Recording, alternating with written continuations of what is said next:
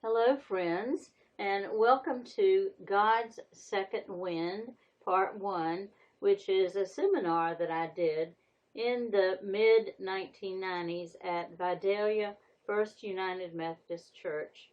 And I hope you will go to Part 2 when this is finished. I was attempting to be an encouragement to people in their senior years.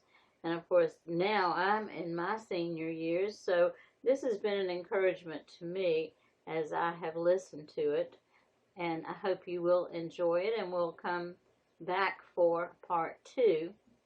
So settle down and enjoy it. I will apologize ahead of time for the number of times I clear my throat, but I had talked constantly for an hour, so I think that was probably understandable and natural for me. So sit back and enjoy, and thanks for coming.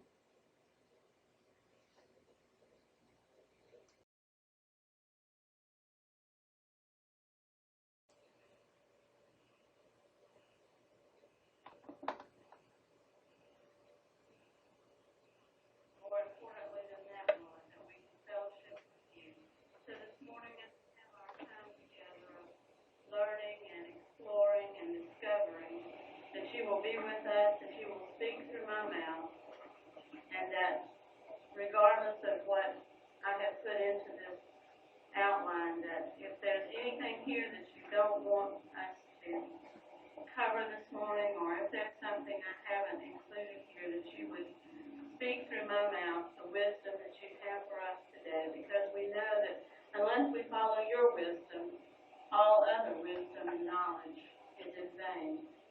And Father, bless those who are here. Bless the hearers. May their ears be open, and may their lives be fruitful and show the fruit of your wisdom, your love, and your grace. These things we give you thanks for in Jesus' name. Amen. I'm so glad to see you all this morning, and I'm so glad that you allowed me to come and share this. This is something that's been kind of working in my mind for the last few weeks. And when I called Vernon and asked him if there was any place or any experience that I might be able to come and share this with you, he said, well, we just happen to have the senior adult weekend, and you could come. And it turned out that they were not planning to have the health workshop or seminar or whatever they have had in the past. And I said, well, this would fit neatly into that slot, so that's why I'm here. But the other reason that I'm here is because the person in my life who made the most impact on my life, both as a good moral human being and as a Christian, was my grandmother. My mother had 5 children, and it's a little hard, as you can imagine, to spend a lot of individual time with 5 children.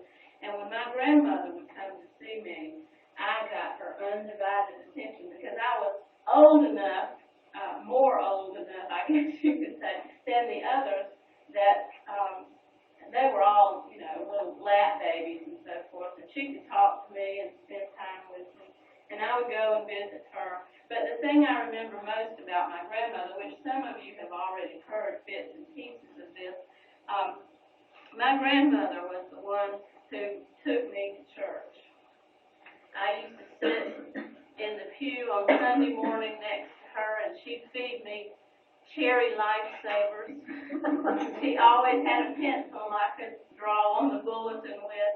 But the thing I remember most about my grandmother is that she was like a typical grandmother in those days.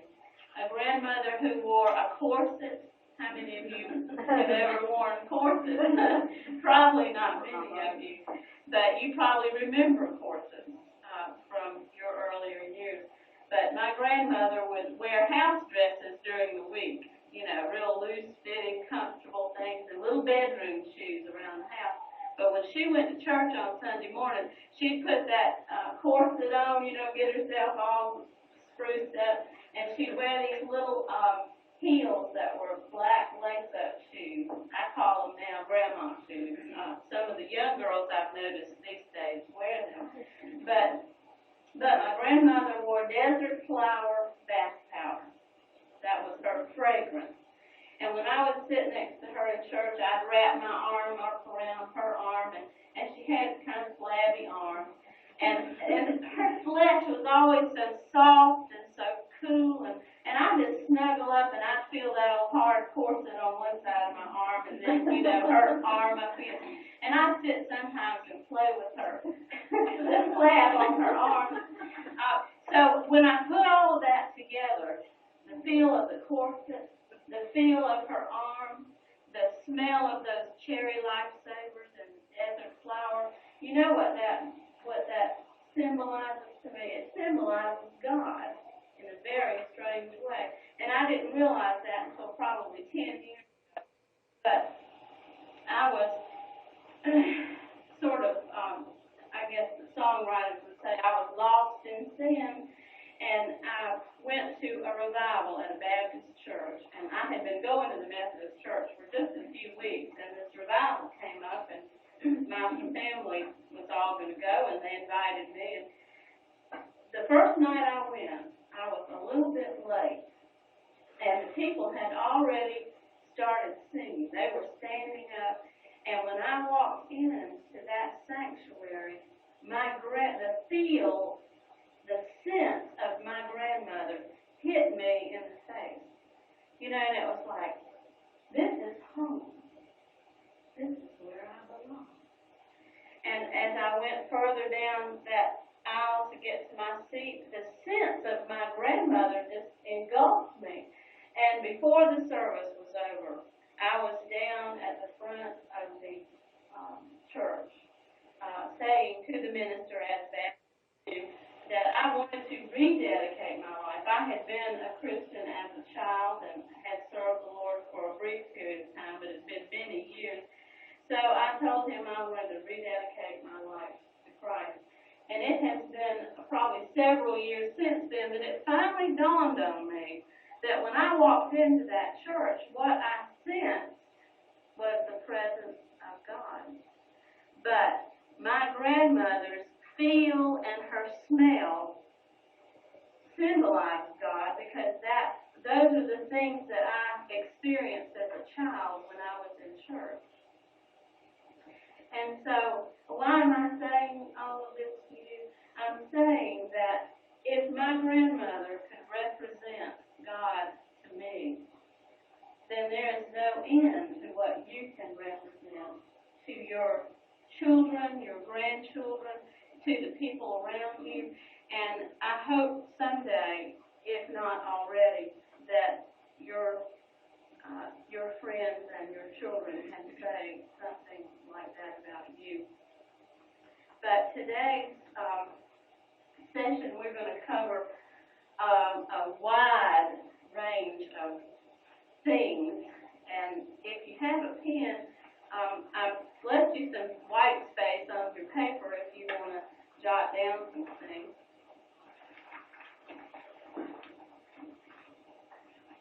Vernon, I wonder if I could have a little bit of water. Yes. My mouth is getting kind of dry.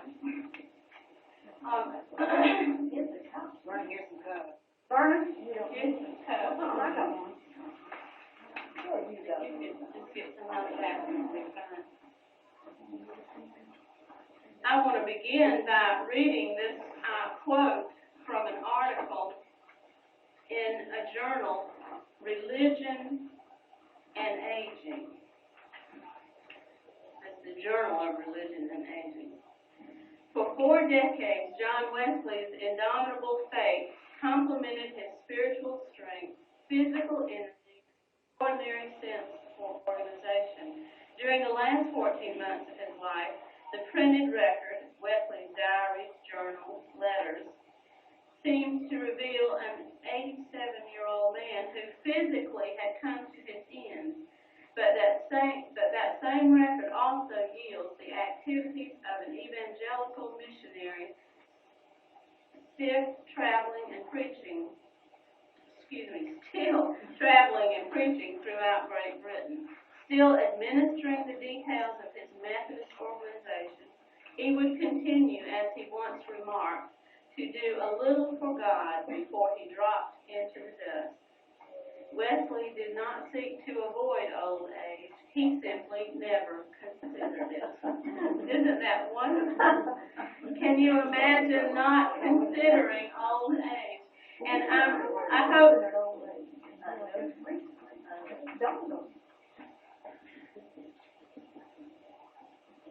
that I won't insult your intelligence by reading what I have written here, but I wrote these introductory remarks, and so I think it's appropriate that we begin with them to sort of set the stage.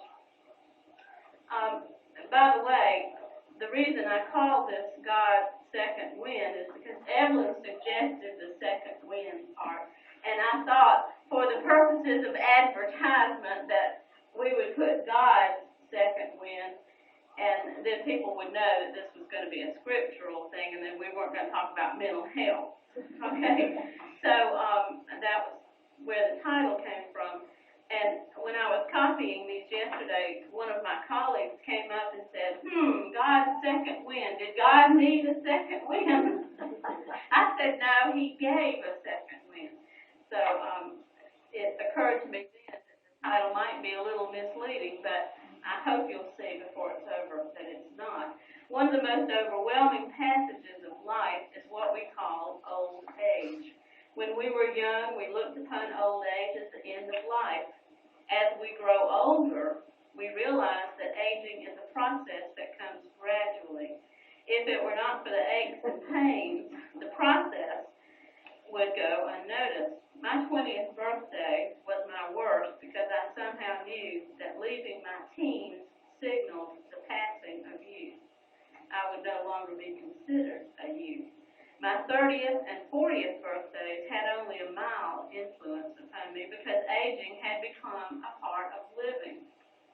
In reality, there is no actual demarcation for the passages of time. The marks are man-made. Man sets his own limitations and places himself within the framework of time. We have made time our enemy. As we watch it, we organize our activities and attitudes to conform to our expectations. Then somehow along the way, the government established an age whereby we could receive Social Security. That identification naturally set the age for retirement from our occupations. Although it was established to give us a reprieve, we took it to mean that we were to quit all important activities. It is no longer, therefore, that so many people, it is no wonder, therefore, that so many people, especially men, die shortly after retirement.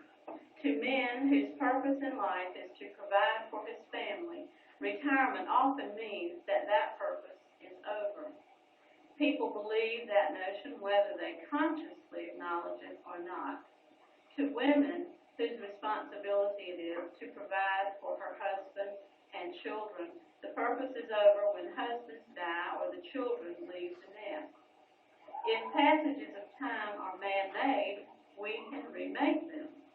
If retirement, i.e. lack of purpose, is a mindset created by government, which is also man-made, we can remake it. The task is a monumental one because our habits of mind are so firmly ingrained that to tear them out is like pulling up a tree by the roots with our bare hands. The only way that we can improve the length and quality of our lives is to tear out those roots that so easily beset us. Before we can begin the process of pulling up roots, we have to do two things. Identify the roots and determine what the Creator intended for us to be. This seminar will consist of 3 parts. In part 1, we will discuss the common assumptions about aging and attempt to determine the scriptural concept of aging. In part 2, we will examine some of the scientific evidence about aging. And in part 3, we will discover ways that we can control and even reverse the process of aging in order to establish a God-directed life of quality and longevity. And so I want to begin by talking about some of those assumptions, and I have called them, and this is not a typo, I have called them aging misconceptions and biblical truth. A myth, as I've learned from being in English classes, is not a term that we need to throw out as though it were a lie, because a myth is not a lie. A myth is simply a belief system that a group of people, or even an individual, believes, and they are guided in their lives by this belief system. So to people outside of a myth, it could be that someone else's myth is an untruth, a lie. But in terms of when people say myth, the creation myth, in actuality, they're not saying, well, most of them think they're saying that it's a lie, this creation myth. But in fact, it is a system whereby we agree to believe, and that's what Christians have with the creation myth. Those children playing out there are distracting me. Are they distracting you? I think that is there some way that we can, would you ask him to either be quiet or to come back and play in the nursery? I've got a lot of things to say, and my mind needs to be focused on that. Okay, so what is a misconception? It is something that we have, as a group of people, agreed to believe, whether it's true or not. We've agreed to believe it. And we could also call this a stereotype. We have certain stereotypes about aging, don't we? I have a stereotype about what a grandmother is, and I told you it's the corset and the smell of desert flower, bath powder, and so forth. So what we're going to do is kind of make ourselves a little list. I've made a list, but I want you to kind of add some things to it before I go over my list. Tell me what concept you have in your mind about aging. Change in physical appearance. Okay, change in physical appearance. Okay, what else? Not being able to sleep well. Okay.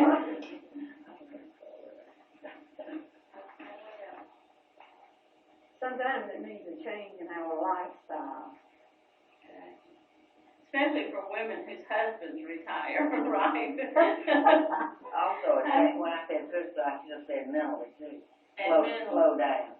Right. Okay. What else?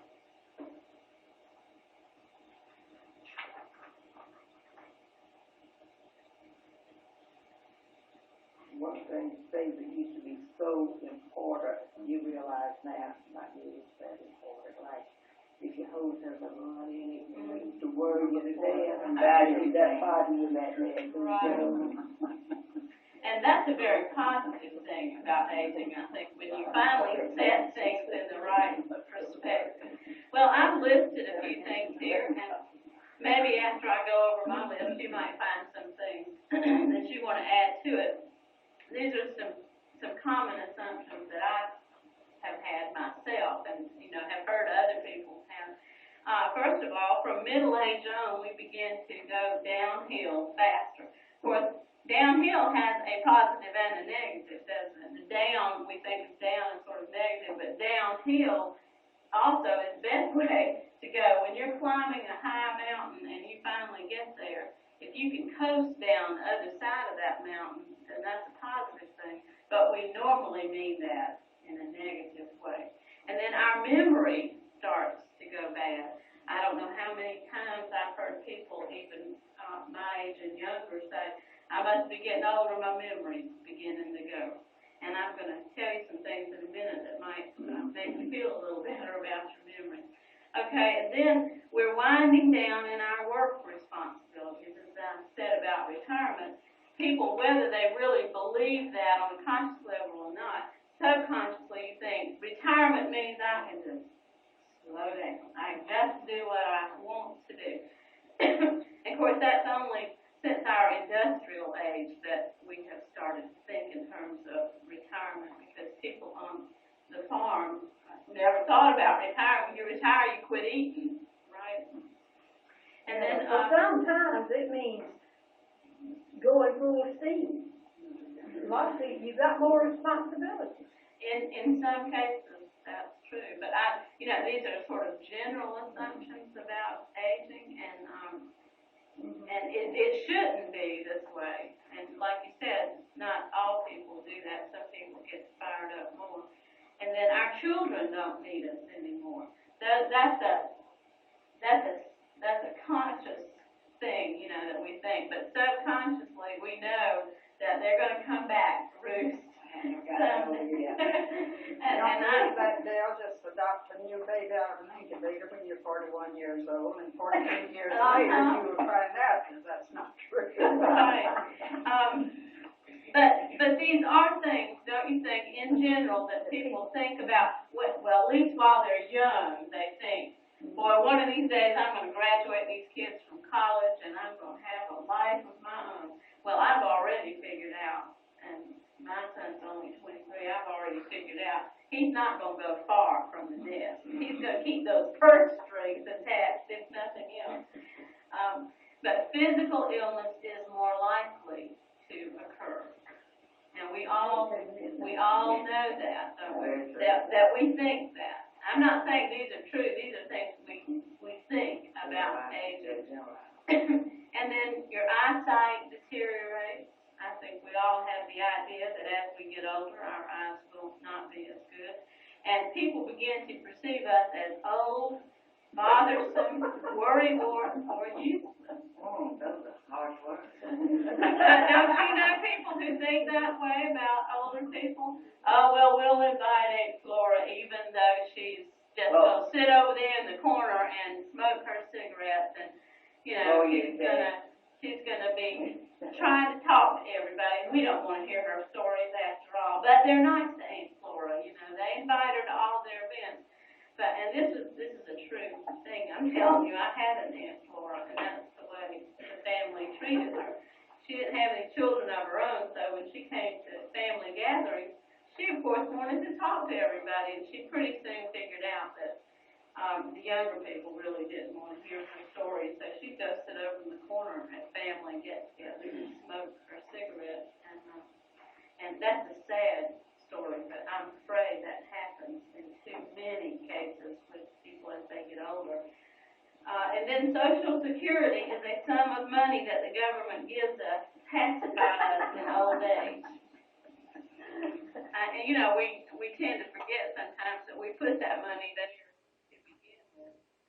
And then death is just around the corner to scoop us up. And number 11, God only promised man 70 years, 70, for those of you who know about that song. I've heard many people say, many Christian people especially as they get older, well, the Lord's promised us at least 70 years. And, they sort of have that mental mindset of a 70-year-old lifespan. But let's get some biblical perspective on that. But before I go, did any of you think of anything while we were going along that you didn't share or that I didn't mention? Some things about aging. Okay, first of all, life in the Garden of Eden. Adam and Eve were deprived of eternal life, the tree of life, because of disobedience. And to keep the way of the tree of life, God distanced man from the tree. Okay, what does this mean? After Adam and Eve sinned, God looked around and he said, now that they know the difference between good and evil, they are like us. And they might find the tree of life in this garden, and they might eat of it and live forever like us. And so God then put them out in order to keep the tree of life. And why is that? That's because God knew that in our fallen state, for us to live state would be a horrible thing. That would be tantamount to living in hell. I mean, can you imagine living in these bodies for an eternity? Like they are. Can you imagine living in this world as corrupt as it is forever? Not me.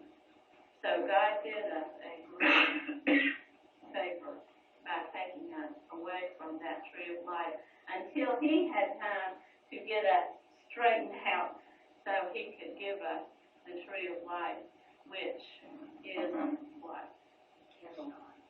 His Son, Jesus Christ, is the tree of life. Okay? And because of the fall, the tree of life came to us after God established a covenant with His people.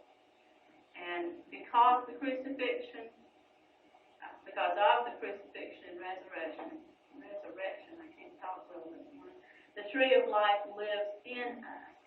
And I could not find the scripture when I was looking for it the other day and never did go back. But as He is, so are we in the world. And I want you to hold that thought in your mind alongside everything else.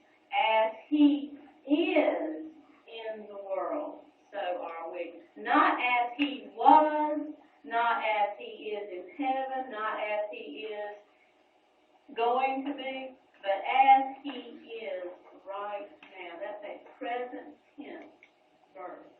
And not as He is somewhere else, as He is in the world.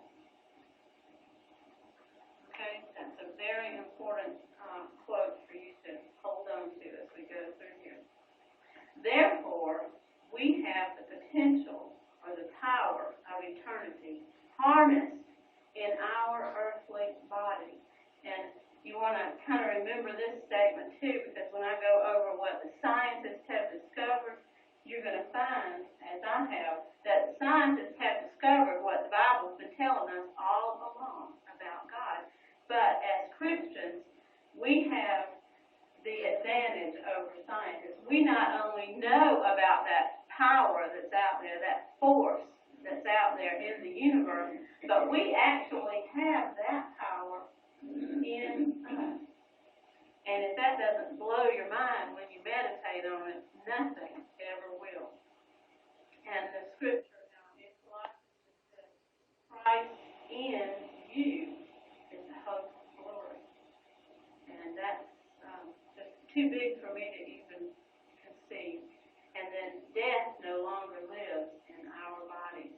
As the church, we are the body of Christ. What that means is that we are whatever Christ's body is, an eternal presence. We have the power and the eternal presence of God living in us. And this is something that is so phenomenal, especially if you think about what scientists proclaim about the human body. And they're beginning to wake up to these very truths. But the unfortunate thing is that if they're not Christians, it's only going to help them in this life and not the life to come. Okay, the Old Testament excuse me. If you want to turn to Genesis 6, many of these passages I have on a sheet of paper in your handout. But for Genesis 6,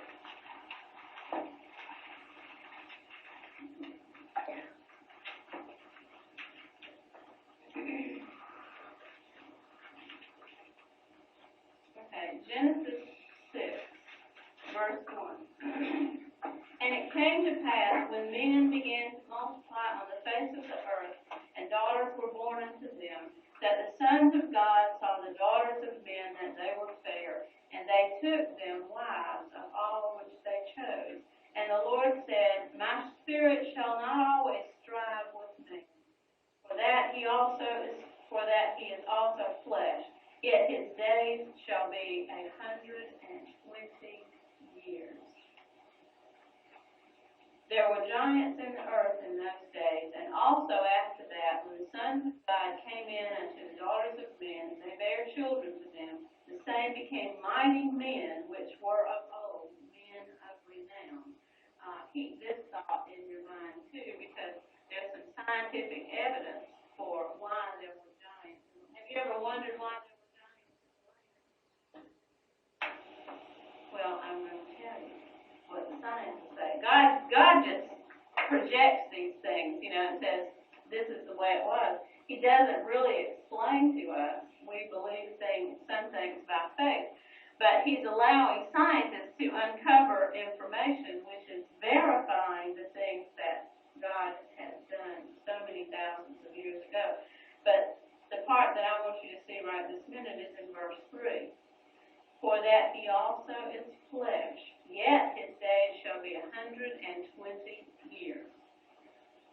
That was a new awakening to me.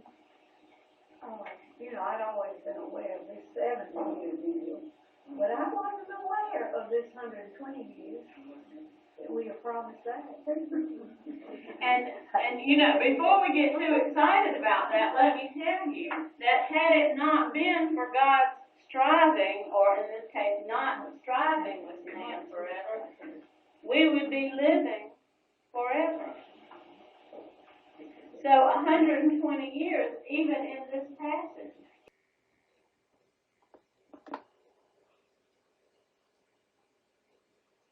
For the flood, but it was the same year of the flood that he died. So we can reasonably conclude that he died in the flood. Okay, and then in the Exodus from Egypt, in Psalm 105, 37, and I'll read that for you.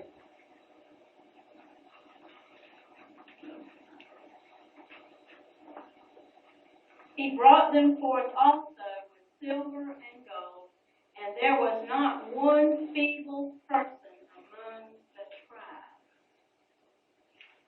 Now, how many of you have seen the Hollywood version of the Exodus? In Moses, the Ten Commandments movie? Well, my visual impression of the people coming out of Egypt is the Hollywood version, because that's the only one I've seen. And in the Hollywood version, the old people are riding on, makeshift carts and things like that, and some of them are hobbling along, while the little kids are running all around their feet and everything. So I got a picture of some very young children and some very old, decrepit people coming out of Egypt. But according to this scripture, there was not one feeble person among them. They all walked out on their own, unattended by other people. I mean, you just think about this. Now, there are several different figures I've heard about the number of people who came out of Egypt, and they range anywhere from 2 million to 6 million people. And you think about 2 to 6 million people, even 2 million, we'll go with the low estimate. 2 million people walking out of Egypt. Each one of them strong, robust, and walking on their own. I mean, that's phenomenal to me. Is it to you? I mean, does it strike you as being miraculous, to say the least? But there was not a feeble one among them. And then the records of longevity, which you have on page 8, and if you'll kind of look over there for a minute. I hope you have it on page 8 anyway.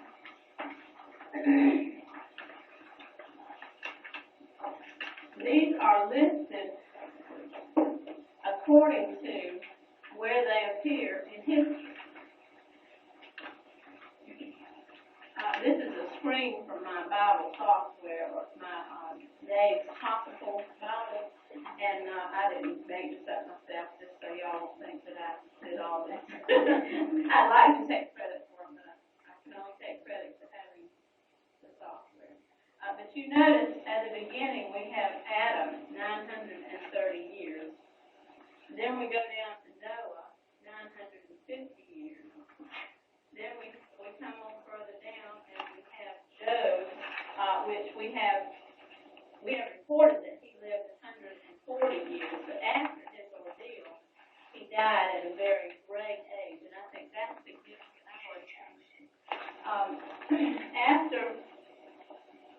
after he went through his ordeal, he was granted more years.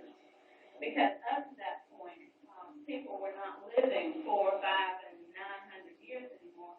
So then you come on down to Joseph, 110, and then we have Eli, 98 years old.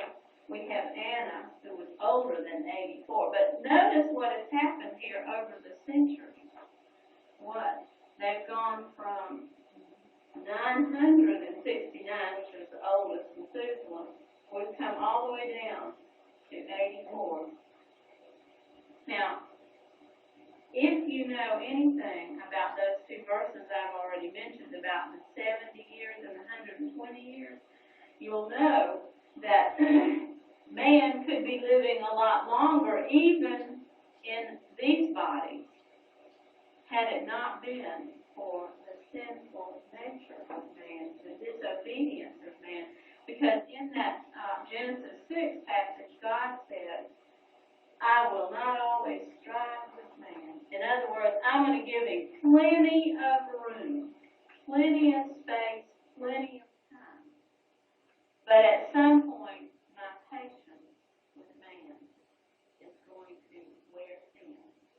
And we are living in a very strange time because, on the one hand, they are saying that we're living longer than we've ever lived. They never read the Bible, apparently.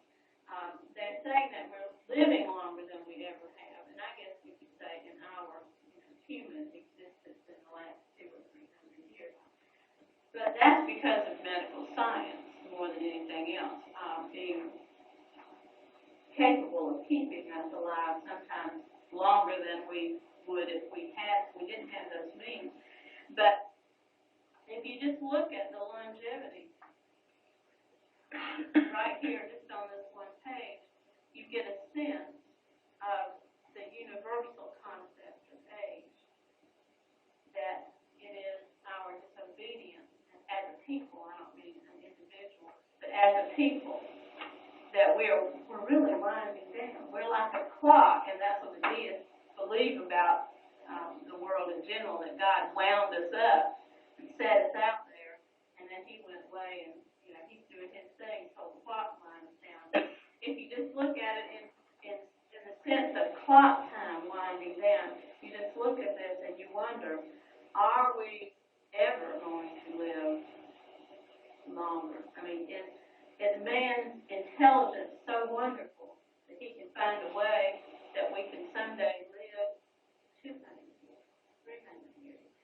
Well, that's a dream that some people have that unfortunately may keep them alive for giving them hope, but that's going to be about all of it.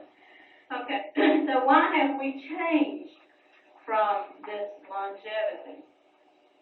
Okay, I've just told you the reason from God's perspective, but there's some scientific data that goes along with Scripture. And Dr. Carl Ball did a series on the Phil Arms ministry not too long ago, and he answered some scientific questions that I have been asking for years. I am fascinated by the first chapter of Genesis. And the one thing that fascinates me the most is the firmament. And if you look at Genesis 1, and I could spend, believe me, a week on Genesis 1, 8 hours a day if you sit and listen to me. And I'm not going to make you do that, even today. Let's look at verse 6. And God said, let there be a firmament in the midst of the waters, and let it divide the waters from the waters.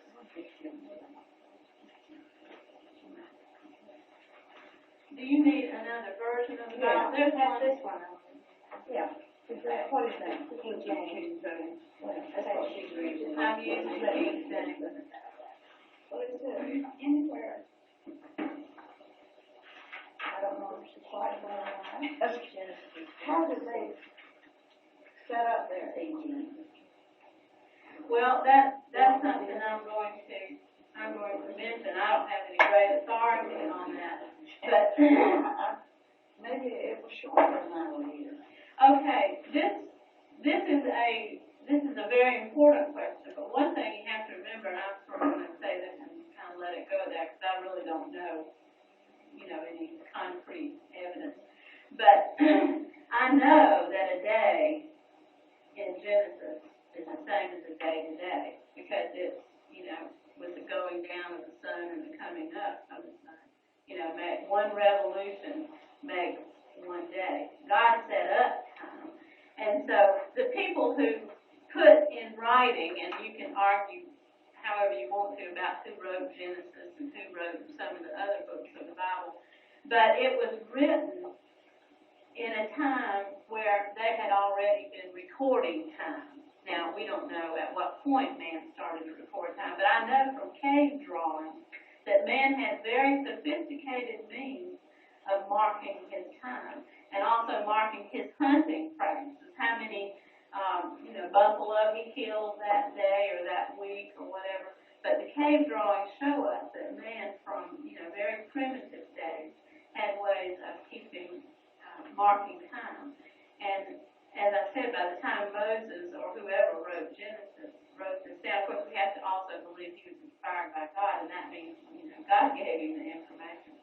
But if you take this book of Genesis alone, and I've done this because I had a Bible study that required that I do it, if you mark the number of years for each of the people, and you go back and you find somebody that's way down the line in the descendants, and you take his age and you go back and work it in with the age of somebody else, that they all fit very neatly together. It takes a great mathematician to make that happen to begin with. But their timekeeping methods were much more sophisticated than the cave people. So I can only conclude that between the inspiration of God and the fact that man did have a sophisticated way then, they mark time by lunar time, which is slightly different from our solar time, but it's still, it's not all much. So, it's not like this could have been, instead of 969 years, that it was really 160 years or something like that. I think that we can reasonably assume that the figures we have are pretty accurate, however they came by them. And since I'm not a mathematician, far from it, and I haven't researched all the information, I leave that to people who want to dig around in archaeological things. But this Dr. Carl Ball, when he was talking, I ordered a videotape from this because he was answering some questions that I had all along. And let me just draw you, well, did I finish reading the scripture? Okay, let's read verse 7, even if I did. And God made the firmament and divided the waters which were under the firmament from the waters which were above the firmament, and it was so. And if you will, I brought some. I just happen to have this. Okay.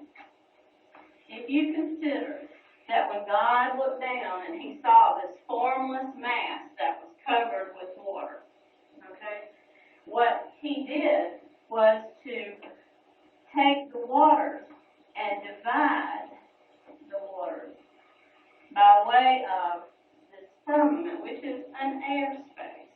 It's what we call the heavens, or the atmosphere that we really can't see. We just think we can see, but our canopy, we'll call it a canopy, that when the dry land appeared, see, this was all water in here. Now I have three pieces of talk. When the dry land appeared, then there was water still on the earth surrounding the land masses. Then there was a firmament, heaven, which was, according to Dr. Ball, 11 miles from the earth. This here was all water. And out here is the heavens, where God lives. Okay?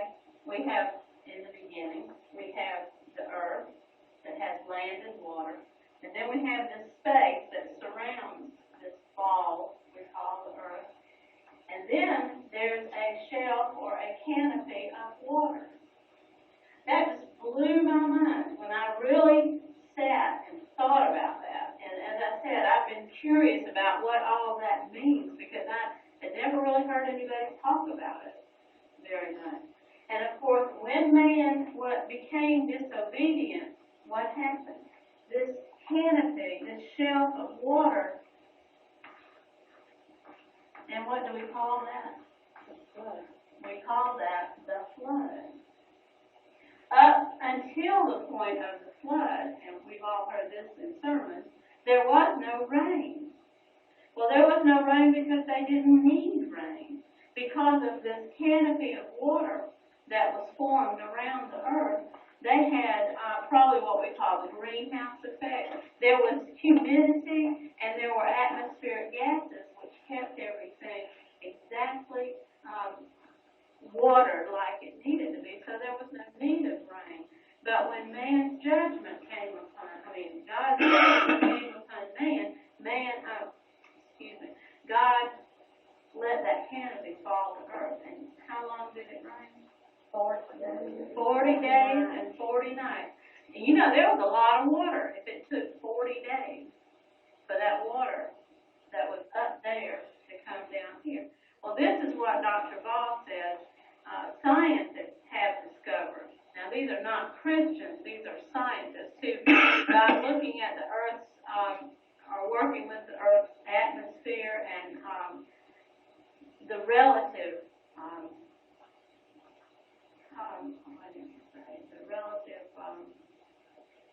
the relativity between certain atmospheric pressures and what we have today. And they have concluded that this 11-mile high canopy held atmospheric gases in. And at that time, there were two times more atmospheric pressure than there is today. Now, what does that mean in the real world? It means that if you're a scientist, you probably know this more than I do. Or if you taught science in school, you probably run circles around me. I'm only reporting information where science is concerned. But this Dr. Ball says that there is a place out west where they have a clinic set up to treat certain kinds of respiratory diseases and so forth. And people go out there, pay a lot of money to go into these chambers where all of these atmospheric gases are multiplied. You know, they go in and they're slowly introduced to this increased atmospheric pressure. And his wife happens to be one of those people with a lung disease. He took her out there once to have one of her treatments, and they noticed before they put her in this chamber that she had a puncture wound on her leg. And they asked her, how she got it. They said, well, you go in there and we're going to treat this along with your lungs. And so they fixed it so that they could leave that part open. And she was in there, I believe it was either 15 or 30 minutes, but when she came out, her wound was totally healed. It was closed up, completely healed.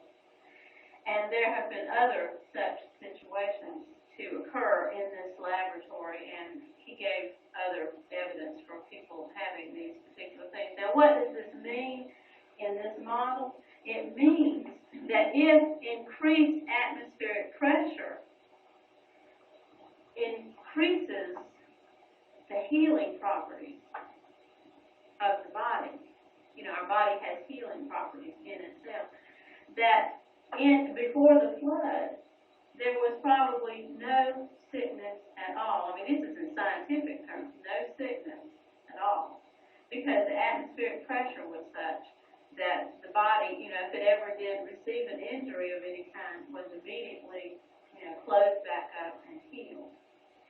So, what does that have to do with longevity? It has to do with everything. If the body is in this atmospheric pressure and has this canopy of water that creates a moist environment, then the body does not decay and disintegrate like it does without it. And he also says that there is 30% oxygen ratio in this model before the flood, and that now we have 16 to 19%. So you can see the reduction in oxygen. Then one of the most important things for our day and time is that this canopy filtered out all of the ultraviolet rays. And you know, if you hear anybody talk about skin cancer, they say it's ultraviolet rays. And Dr. Ball says that after the flood, God created another layer, which we call the ozone layer. And now the ozone layer, if you believe what you read, is vanishing. And those ultraviolet rays, which man's body cannot take, are not being filtered any longer. They're coming through to us. There was also a pink light in the sky. Some of you have probably noticed, and I see it more in that area than I do anywhere else. And I don't know if it's because that area doesn't have a lot of tall buildings, so I see more of the horizon. But have you ever noticed sometimes when the sun's going down, there's the most beautiful magenta color in the horizon? And Dr. Ball says that pink light relieves stress and anxiety because we have these, I forgot the word he used, but I'll call it neurons. We can all relate to neurons. But we have these neurons in our nervous system that, you know, little thread-like things. But in human beings, we have places where it comes to an end and there's a little gap, and then there's another space, and then there's a gap, and there's another neuron, and then a gap. But what we have are these arcs that happen, and nervousness occurs with every one of those little arcs, or a tension inside. And of course, the more of those arcs you have, the more stressed out you're going to be. But he says the pink light creates a chemical reaction in our body. It comes in from the light outside and it's filtered through this pink light, and it creates a bridge for all these neurons, so that the result of looking at pink, so you all might want to go home and paint the inside of your house pink. I've certainly thought about that myself. I could use some stress relief in my life right now, but this pink light then creates in the nervous system a smooth flow of nervous energy, nerve energy, I don't say nervous, but nerve energy. And if that pink light were the original light in our creation, then God must have had a purpose in mind for his creation. And scientists even are marveling at this original world. Of course, they're considering that we evolved into that. I don't know how they can see that when they found themselves that this model shows that the pre-flood condition was so great, and what we have now is so bad. I mean, does that sound to you like we're backing up instead of evolving into something better? But people believe what they want to believe. There's also 10 times the electromagnetic field. The energy level was increased. And they have determined, and this Dr. Ball has one of these, he has a little stun gun that when people are bitten by poisonous snakes or poisonous spiders, you can take the stun gun and you can put it up to the bite, and the electromagnetic field, it kind of clicks, and it's, a little shock, but it's not enough to electrocute you.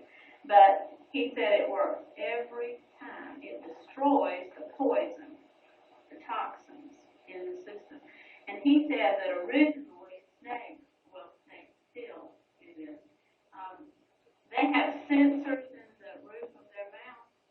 They can sense from a distance when a human being is coming. And they can see a kind of radar picture of the energy from your body. And then when you're coming, if a person with cancer, for example, happened to be in the woods and there was a poisonous snake, that snake would know that person was coming because of the energy from the body that the snake is equipped to pick up. And then he starts to, put off certain electromagnetic fields, and he can find that cancer in that person's body because it's a hot spot, called a hot spot. And if that person, and I don't recommend that you do this, but if that person stood still, that snake would attack that spot. And because of the electromagnetic field in that snake, would drive out the toxins in that part of their body. But because we don't stand still, and we shouldn't, he strikes wherever he can. That's why the stun gun will reverse a snake bite, because it's put there from an electromagnetic field. So he says that in the beginning, in the garden, that the snake was that thing that God used to correct hot spots. And so if we were not fallen like we are, if it were not for the flood, the snake, which has become our enemy, and you know where that comes from, that's Genesis 3, that if that had not happened, the snake would be our physician. And, it just occurred to me, what is it that's on that prescription symbol? Snake. And of course, we know about the snake from, this is wonderful. I hadn't thought about all this, but this is hot off the press. What happened when the people were in the wilderness, the Israelites, and they had been what did God tell Moses to do? Lift up the rod. Lift up the rod with what? Didn't have a snake on it. With a serpent. With a serpent. And everyone who looked upon the serpent was healed.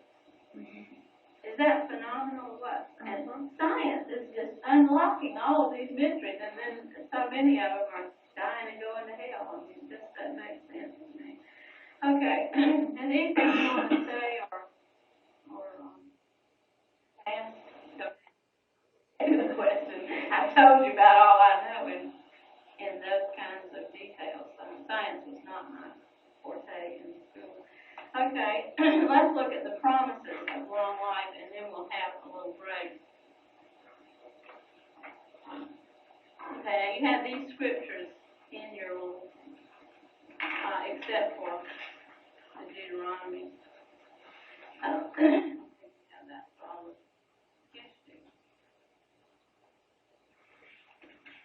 There you go. I'll look up from there.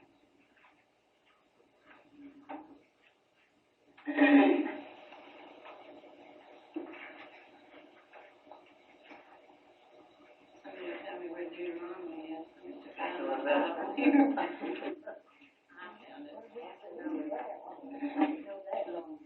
Okay, Deuteronomy 5:33.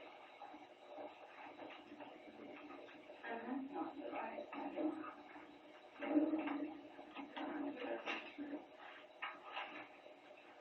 I've led you astray.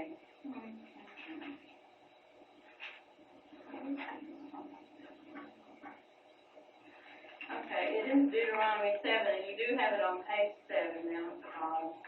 I had so many little things going on up here. Have to forgive me. Okay, Deuteronomy 7, verse 12, 13, and 15. Wherefore it shall come to pass, if you hearken to these judgments, and keep and do them, that the Lord thy God shall keep unto thee the covenant and the mercy which he sware unto thy fathers, and He will love thee and bless thee and multiply thee. He will also bless the fruit of thy womb and the fruit of thy land, thy corn and thy wine, and thine oil, the increase of thine kind, and the flocks of thy sheep, and the land which he sware unto thy fathers to give thee. And there's just much, much more in this chapter that I didn't choose to print out here. I mean, in other words, he's going to really bless the people he's just brought out of Egypt. But let's look at verse 15. And the Lord will take away from thee all sickness, and will put none of the evil diseases of Egypt, which thou knowest, upon thee, but will lay them upon all them that hate thee. And notice the phrase, none of the evil diseases of Egypt. There is a book entitled, and if some of you would like to borrow it, None of These Diseases, and it's written by a medical doctor, and he has concluded that these diseases, which are mentioned here that we don't want to have, are diseases which came into being as a result of Pharaoh not letting the children of Israel go. And he says that this scripture is true. That's Even where that today. get the name came from.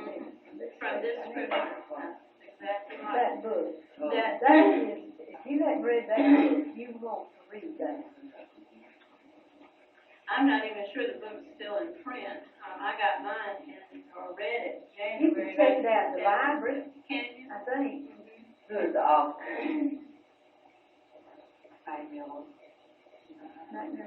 Don't we have a copy in the library? And I think there is. I believe there's a copy. None of these. None of these diseases. Go look in the library. Macmillan. Well, you know, okay. Okay, then you also have on your sheet, I hope, Psalm 34, verses 10 through 16. It's on page 5. The young lions do lack and suffer hunger, but they that seek the Lord shall not want anything.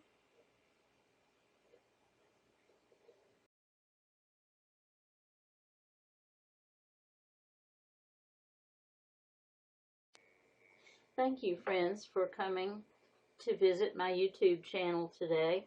I hope you've learned some things that have encouraged you and in some way enlightened you. I hope that you will like, comment, subscribe to my channel, and especially share this with your friends. I do different kinds of seminars and workshops in churches. If you would like to have me come to your church and do something similar to this, I would be more than happy to. You may call me at 912-376-2378. You will need to leave a message because this is a Magic Jack phone, and I don't typically answer it, but I do go back and check my voicemails. So if you do that, please leave your name and your telephone number and a short message as to what we can talk about when I call you back. Again, please share this with your friends, subscribe to my channel, and I'm always happy to get your comments. So God bless you, and I hope you have a great day today and every day.